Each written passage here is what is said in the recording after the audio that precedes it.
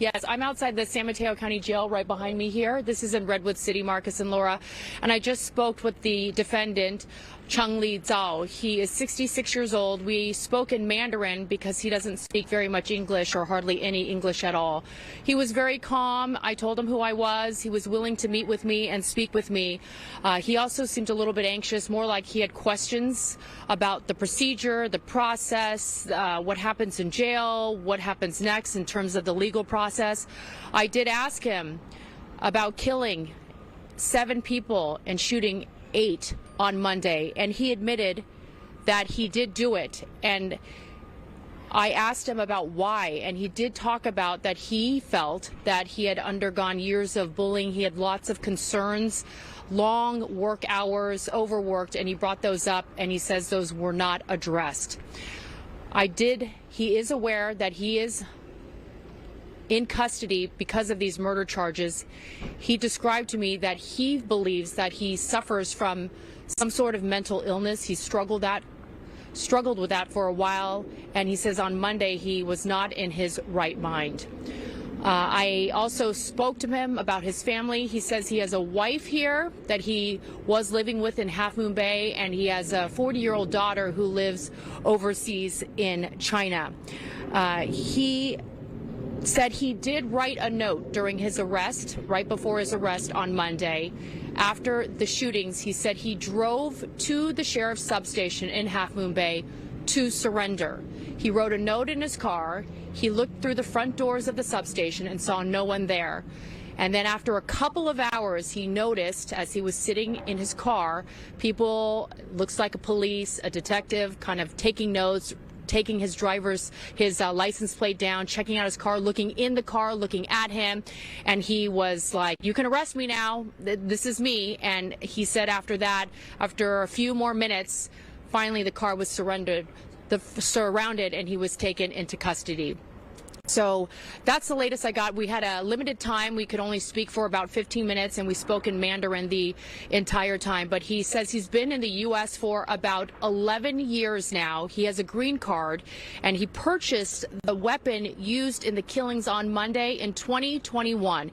He says he has a green card, and he had no problem purchasing that gun at a store.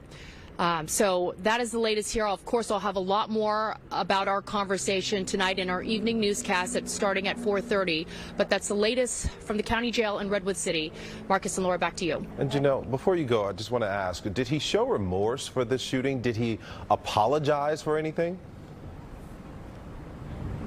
He did show remorse. I said, "Do you regret what happened on Monday?" And he says, "Yes, I do. I just don't know." He was kind of describing it as like, I don't know what was happening mentally. Like, looking back, yeah, of course, he regrets it. And he just says he wasn't in his right mind when he shot 8 people. Simply tragic. Did you talk to him face to face, or was it on the phone? Yeah, we were face to face in one of the visitation rooms, and we had to pick up the phone. It was difficult to hear. You had to speak right into the phone, but we had a limited time, about 15 minutes. But yeah, he came in. I disclosed who I was. I said I was Janelle Wang with NBC Bay Area, a local news station. And it's up to you if you want to speak to me or not speak to me, if you have any concerns or questions for me. And he was very comfortable speaking to me.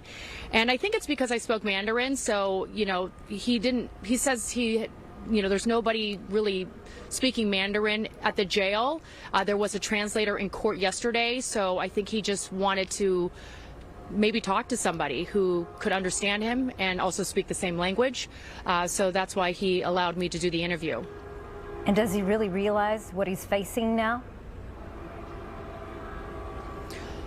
I'm not sure. We didn't really get into that. I don't know if he has really comprehended what's ahead of him and what he faces. 7 murder charges, 1 attempted murder charge, all with gun enhancements.